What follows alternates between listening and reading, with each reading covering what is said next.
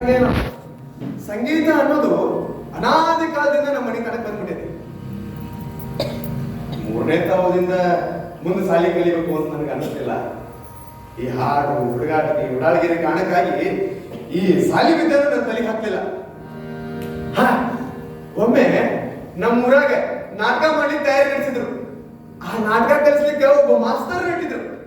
ಅವ್ರ ಕೆಲಸ ಹಾಡು ನಟನೆ ನೋಡ್ಬೇಕಂತ ನನ್ಗೆ ಬಹಳ ಆಸೆ ಆಗ್ತಿತ್ತು. ಆದ್ರೆ ಆ ಮಾಸ್ತರ್ ನನ್ ಕೋಳಿ ಒಳಗೆ ಗೊತ್ತಿರಲಿಲ್ಲ. ನಾನು ಬಾದಲ್ಲ ನಿಂತು ನೋಡ್ತಿದ್ರೆ ದಡಕತ್ ಮಗಲ ಹಾಕ್ಬಿಡೋದು.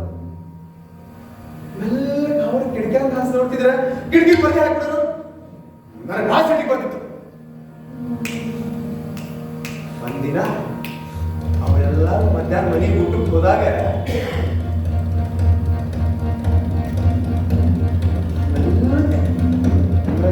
ಅವ್ರ ಕೋಳಿ ಒಳಗೆ ಹೋಗಿ ಹಾರ್ಮೋನಿಯಂ ಪಟ್ಟಿ ಕಿತ್ತು ತಬಲಾಟಕ ಹರಿದು ಹಾಕಿ ಓಡಿ ಬಂದ್ಬಿಟ್ಟಿದ್ದೆ. ಆ ಮಾಸ್ತರ್ಗ ಇದು ನಂದಕ್ಕಿಂತ ಪದ್ಯ ಅಂತ ಗೊತ್ತಾತೋ ಏನು, ಜೋರ ಕುಗ್ಯಾಡ್ಕೊಂತ ನಮ್ಮ ಮನೆ ಮುಂದೆ ಬಂದಿದ್ಬಿಟ್ಟ. ರೇವಾಂತ ಸ್ವಾಮಿಗಳ ನೋಡ್ರಿ ಬಸಣ್ಣ ಏನ್ ಮಾಡ್ಯಾನ ಅಂತ ಜೋರ ಕುಗ್ಯಾಡಕತ್ಬಿಟ್ಟ.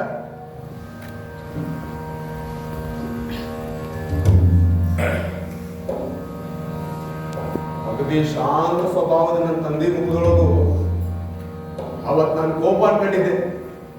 ಅಗ್ದಿ ವ್ಯಗ್ರಾಗಿ